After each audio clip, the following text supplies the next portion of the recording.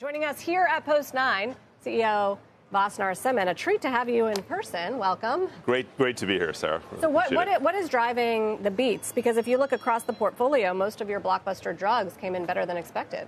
I really think it's a reflection of the strategic moves we've been making, focusing the portfolio, really becoming a pure play innovative medicines company.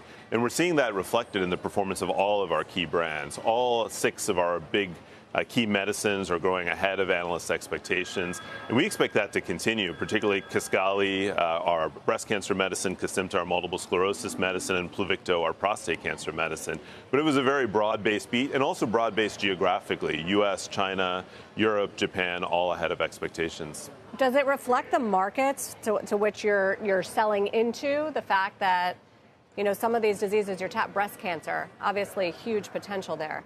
I think one is they're really good medicines, and the data now is really supporting their broad-scale use. So in the case of Kisqali, we have great breast cancer data in the metastatic setting, and we had new data at ASCO in the early breast cancer setting. So I think that's one. I think, two, there's been the normalization of healthcare systems like we've seen in China, which is allowing China to grow at a really great pace. But I also think it's the operational performance at Novartis. We did this large restructuring last year, transformed the business to become much more lean and focused, and that's coming out now in the operational performance, top and bottom line. Big $15 billion buyback announced, other piece of news.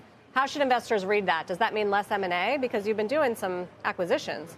Well, really, this is about confidence in the stock and confidence in our outlook. When you look at the company, we are unstretched from a balance sheet standpoint. I mean, our net debt is only at about 1 turn of our EBITDA, which allows us to have a lot of financial flexibility. We've actually been doing quite a few deals. We recently announced a proposed acquisition of a company called Chinook for around $3 billion, a number of other BD&L activities that we've had. So we're able to do the $15 billion share buyback with the cash we have on hand, as well as the strong free cash flow, but maintain the power to do M&A as well. So we really think we have the opportunity to do both, and that's what we plan to do. Yeah, we've talked really last couple of days about just the remarkable age we're in regarding research.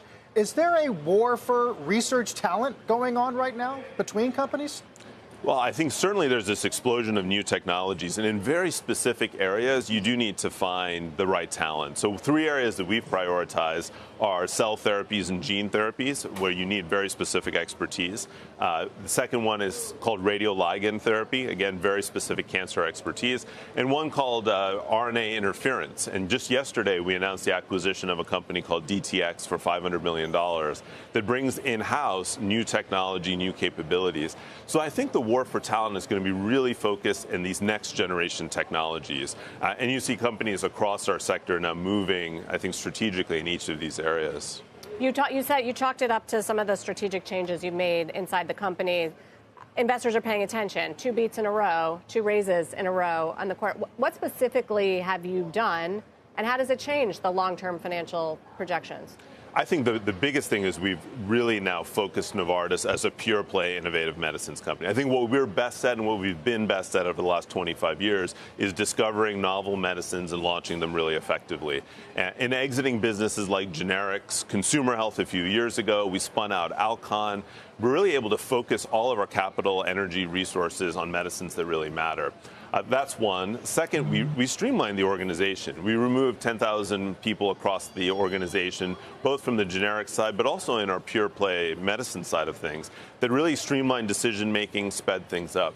And then the last is we focused down on 5 key therapeutic areas, which means all of the resources of the company are focused on a handful of drugs, a handful of R&D areas. That's a shift from where Novartis was historically. We used to be quite broad-based, and I think that diluted effort and energy in the markets. And that's leading to these strong operational beats that you're seeing. I hope will continue over the course of this.